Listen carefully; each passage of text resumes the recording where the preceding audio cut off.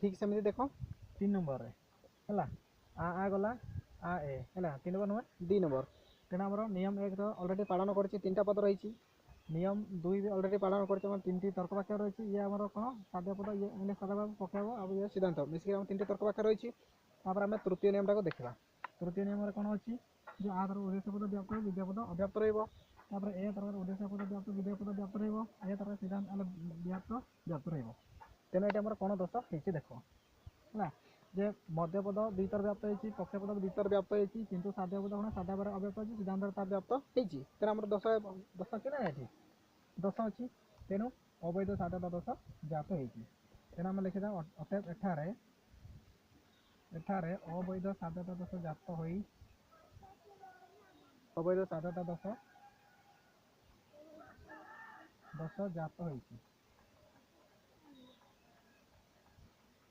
व्याप्त होती तेणु यार नामकरण हो पार ना नेक्स्ट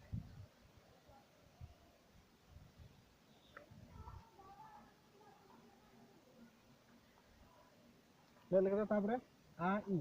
3 नंबर लिख आ ई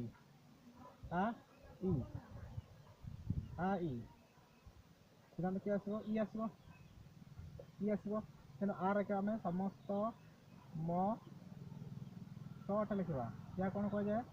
साधा बयब ईर लिखा आम केतेक प म अटे लिखा या को लिखा आम पक्षा बयब सिद्धांत लिखा आम कौन केतेक प त अटे लिखा या को लिखा आम सिद्धांत तेना आम नियम 1 2 3 आम देखा नियम 1 पालन कर 3टा पद रही ममाला मध्यपद सहला साध्यपद पहला पक्षपद 3टा पद रही नियम 2 आमर 2टा हेतु वाक्य आ गोटे सिद्धांत मिसिक 3टी तर्क वाक्य अच्छी आम नियम 3टा को देखा है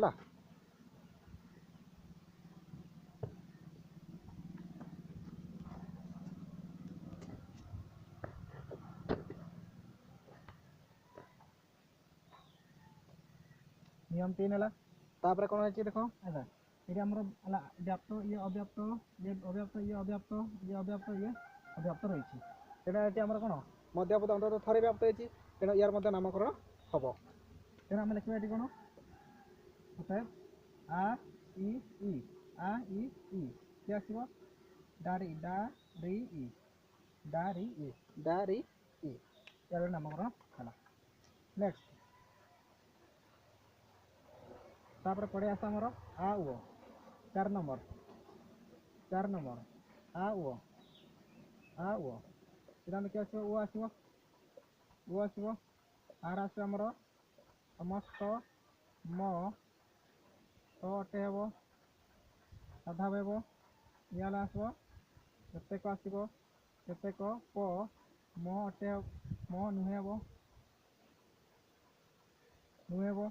ये आसो आमर कौन केतेक प तो नुहे आसो तेणु ये आमर है ये व्याप्त ये अव्याप्त रहा ये आमर अव्याप्त ये व्याप्त ये अव्याप्त ये आमर व्याप्त है तेणु कौन दोष है ना जे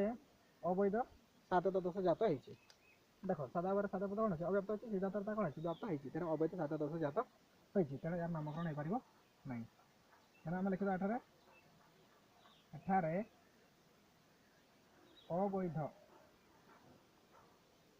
अवैध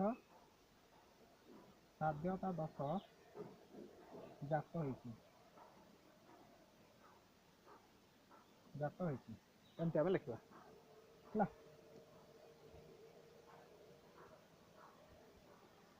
नेक्स्ट 4 नंबर गला 5 नंबर आना 5 नंबर किए ए आ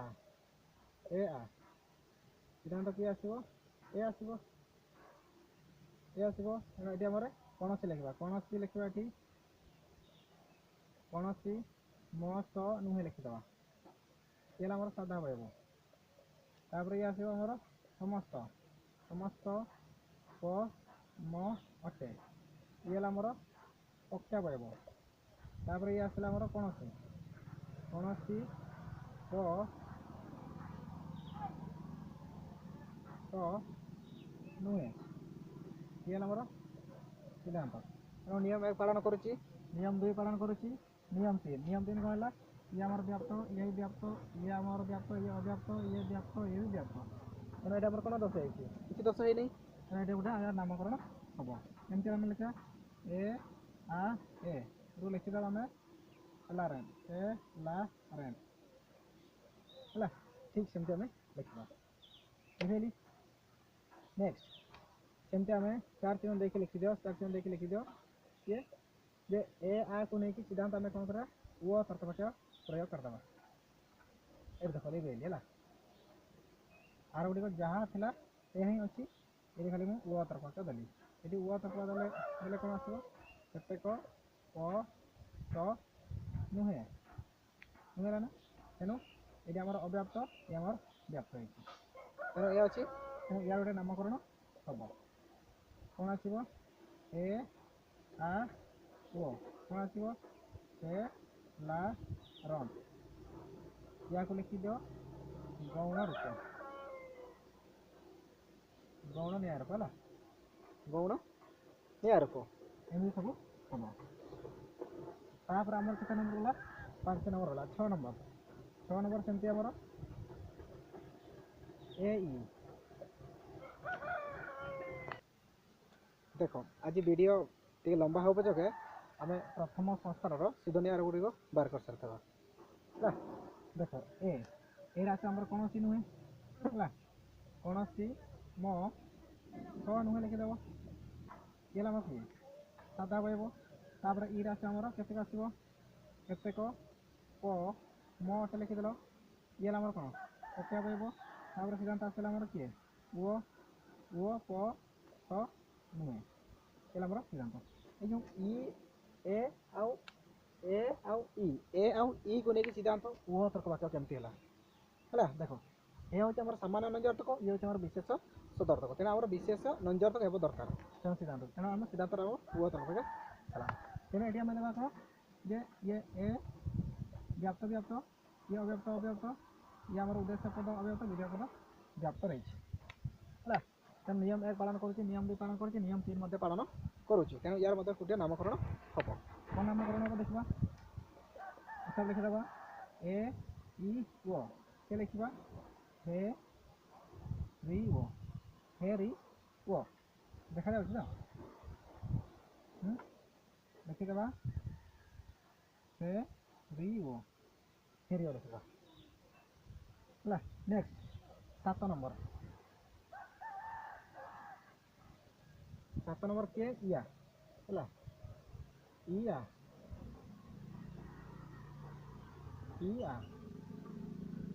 क्या आसो ई आसो ये क्या आसला तेणु ये आमर केतेक आसला केतेक मो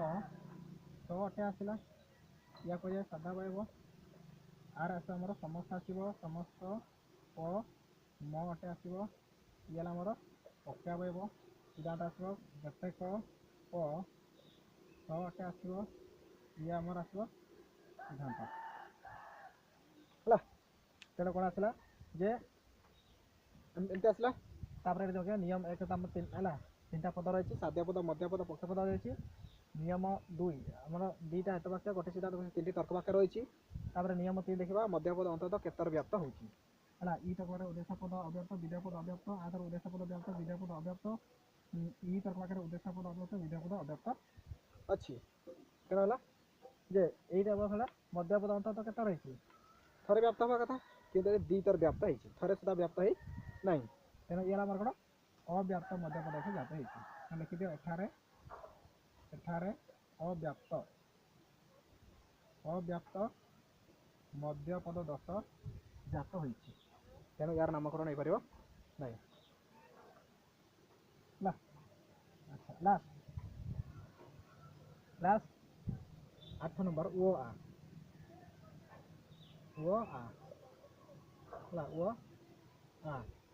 सिद्धांत क्या आसो ओ आसो तेणु सेमती लिखिदिव जे लिखिद सेमती केतेक केतेक मो स नुहे समस्त ପ ମ ଅଟେ କେତେକ ପ ତ ନୁହେଁ ଏମିତି ହେଲା। ଇଏ ହେଲା ଆମର ସାଧ୍ୟ ପଦ, ଇଏ ହେଲା ଆମର ପକ୍ଷ ପଦ, ଇଏ ହେଲା ଆମର ସିଦ୍ଧାନ୍ତ। ତେଣୁ ନିୟମ 1 2 3 4 টাକୁ ଆମେ ଆଲୋଚନା করে নিয়ম 1 পালন করছি, নিয়ম 2 পালন করছি, নিয়ম 3 টাକୁ ଆମେ ଦେଖିବା। নিয়ମ 3 କ'ଣ ଅଛି? নিয়ମ 3 କ'ଣ ଅଛି যে ইয়ে আমার অব্যক্ত, ইয়ে ব্যক্ত, ইয়ে ব্যক্ত, ইয়ে অব্যক্ত, ইয়ে অব্যক্ত, ইয়ে ব্যক্ত। এটা আমার কোন দশা হলা সেই অব্যক্ত মধ্যপদস্থ জাত হয়েছে, তেণু ইয়ার মধ্যে নামকরণ হয়ে পারিব নাই।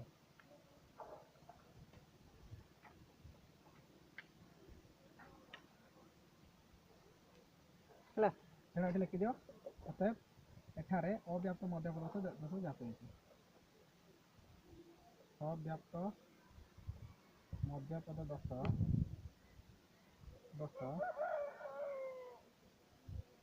ଜାତ ହୋଇଛି ହେଲା। ଠିକ୍ ଅଛି, ଏତିକି ସରିଗଲା। ତେଣୁ ଆମେ କ'ଣ କରିବା, ଏଇ ଭିଡ଼ିଓକୁ ଆମେ ସୁନ୍ଦର ଭାବେ ଲେଖି ନେଇଯିବା ହେଲା। ଭିଡ଼ିଓକୁ ଦେଖି ମାନେ ପାଠଗୁଡ଼ିକୁ ଭଲ ଭାବେ ଆମେ ଲେଖି ନେଇଯିବା, ଯାହାଫଳରେ ଆମେ ପରବର୍ତ୍ତୀ ସମୟରେ ଆମେ ବିନା ହେଲା ଭିଡ଼ିଓ ନ ଦେଖିଲେ ଆମେ ତାକୁ ପଢ଼ିପାରିବା, ଲେଖିପାରିବା। ଠିକ୍ ଅଛି, ତେଣୁ ପ୍ରଥମ ସଂସ୍ଥାନର ସିଦ୍ଧ ନ୍ୟାୟର କୋଉଠି ଗଲା କ'ଣ କ'ଣ ଯେ ତୁମକୁ ମୁଁ ଖାଲି ଲେଖି ଦେଉଛି ହେଲା। ପ୍ରଥମ ସଂସ୍ଥାନ ସିଦ୍ଧ ନ୍ୟାୟର କୋଉଠି ଗଲା କ'ଣ କ'ଣ? ପ୍ରଥମ ସଂସ୍ଥାନର ସିଦ୍ଧ ନ୍ୟାୟର କୋଉଠି ଗଲା କ'ଣ କ'ଣ ଯେ ଏଇ କ'ଣ ଅଛି ବାରବାର ରହିଛି, ତାପରେ ଇ ଇଏ ରହିଛି ବାରବାର ରହିଛି, ଇଏ ହେଲା ଆମର ଗୌଣ, ତାପରେ ଆସିଲା ଇ ଇଏ ହେଲା ଡା ରି ଇ ଏ କିଏ ରହିଛି ଆମର ସେଲାରେଣ୍ଟ, ତାପରେ ଓ କିଏ ରହିଛି ଆମର ସେଲାରଣ୍ଟ, ୟାକୁ ଲେଖିଦିଅ ଗୌଣ, ତାପରେ ଲେଖିଦିଅ ଏ ଇ ଓ କିଏ ଆସିଲା ଏ ରି ଓ ଏରିଓ। ତେଣୁ ଆସିଲା ଆମର 1 2 3 4 ହେଲା। ତେଣୁ ଏମିତି ଆମର ସବୁ ନ୍ୟାୟର ଗୁଡ଼ିକ ରହିଛି। ତେଣୁ ପ୍ରଥମ ସଂସ୍ଥାନ ଆମର 4ଟି ସିଦ୍ଧ ନ୍ୟାୟର ପୁଅ ବା ବୈଧ ନ୍ୟାୟର ପୁଅ ଯାହା ବା ପ୍ରଧାନ ନ୍ୟାୟର ପୁଅ ରହିଛି କ'ଣ କ'ଣ ଯେ ବାରବାର, ଡାରି, ତେଲାରେ, ଫେରିଓ ରହିଛି, ଏବଂ 2ଟି ଗୌଣ ନ୍ୟାୟର ପୁଅ ରହିଛି ବା ଦୁର୍ବଳୀକୃତ ନ୍ୟାୟର ପୁଅ ରହିଛି। କ'ଣ ଗୋଟେ ହେଲା ବାରବାରୀ, ଗୋଟେ ହେଲା ସେଲାରଣ୍ଡ। ବାରବାରର ଗୌଣ ନ୍ୟାୟର ପୁଅ ହେଉଛି ବାରବାରୀ, ଠିକ୍ ସେମିତି ସେଲାରେଣ୍ଟର ଗୌଣ ନ୍ୟାୟର ପୁଅ ହେଉଛି ସେଲାରେଣ୍ଟର ଗୌଣ ନ୍ୟାୟ ପୁଅ ହେଉଛି ସେଲାରଣ୍ଡ। ତେଣୁ ଏମିତି ସବୁ ରହିଛି। ଯଦି ପ୍ରଶ୍ନ ପଡ଼ିବ ପ୍ରଥମ ସଂସ୍ଥାନର ସିଦ୍ଧ ନ୍ୟାୟର ପୁଅ ଲେଖ, ତେଣୁ ଏଗୁଡ଼ାକ ଆମେ ଲେଖିବା। ପ୍ରଥମ ସଂସ୍ଥାନ ଡ୍ୟାସ୍ ସିଦ୍ଧ ନ୍ୟାୟର ପୁଅ ରହିଛି, ଆମେ ଲେଖିବା କ'ଣ 4ଟି ସିଦ୍ଧ ନ୍ୟାୟର ପୁଅ ରହିଛି ଲେଖିବା, ଏବଂ 2ଟି ଗୌଣ ନ୍ୟାୟର ପୁଅ ରହିଛି ଲେଖିବା। ଠିକ୍ ଅଛି, ତେଣୁ ଭିଡ଼ିଓଟିକୁ ଆରମ୍ଭରୁ ଶେଷ ପର୍ଯ୍ୟନ୍ତ ଦେଖିବା ପାଇଁ ଚେଷ୍ଟା କରିବ। ଯଦି ଭିଡ଼ିଓଟି ଭଲ ଲାଗୁଥାଏ ତେଣୁ ମୋର ସାଙ୍ଗସାଥି ଯେଉଁମାନେ କି +2 ସେକେଣ୍ଡ ଇୟର ପଢ଼ୁଛନ୍ତି ସାଙ୍ଗସାଥି ଭାଇ ଭଉଣୀ କି ଆଉ ଅନ୍ୟାନ୍ୟ ଯିଏ ବି ଅଛନ୍ତି ସେମାନଙ୍କୁ ସେୟାର କରିଦେବ। ଆଉ ସହିତ କ'ଣ ପ୍ରତ୍ୟେକ ଜଣେ ହେଲା ଲାଇକ୍ କରିବା ସହିତ କ'ଣ ହେଲା ଭିଡ଼ିଓକୁ ସବସ୍କ୍ରାଇବ୍ କରିବା ସହିତ କ'ଣ ପାଖରେ ଥିବା ବେଲ୍ ଆଇକନ୍ଟିକୁ ଦବାଇଦେବା ଏବଂ ଅଲ୍ ନୋଟିଫିକେସନ୍ ଅନ୍ କରିଦେବା, ଯାହାଦ୍ୱାରା ମୁଁ ପରବର୍ତ୍ତୀ ସମୟରେ ଯେତେ ଭିଡ଼ିଓ ତିଆରି କରିବି ସବୁ ଭିଡ଼ିଓ ସର୍ବପ୍ରଥମ ତୁମ ପାଖରେ ପହଞ୍ଚିଯିବ ଏବଂ ତାକୁ ତୁମେ ଦେଖି ଭିଡ଼ିଓ ମାଧ୍ୟମରେ ତୁମେ ଉପକୃତ ହେଇପାରିବ। ଠିକ୍ ଅଛି ହେଲା, ଆଜି ପାଇଁ ଏତିକି। ଆଉ ଯାହା ବି ଡାଉଟ୍ ରହିବ, ଯାହା ବି ମାନେ କ୍ୱେଶ୍ଚନ୍ ପଚାରିବାର ଅଛି ମୋତେ କମେଣ୍ଟ ବକ୍ସରେ ଲେଖି ମୋତେ ଜଣାଇବେ, କିମ୍ବା ମୋର ମୋବାଇଲ୍ ନମ୍ବର ମୋତେ ହ୍ୱାଟ୍ସଆପ୍ କରିବେ ହେଲା। ମୋ ନମ୍ବର ହେଉଛି କ'ଣ 7749947226 ରହିଲି।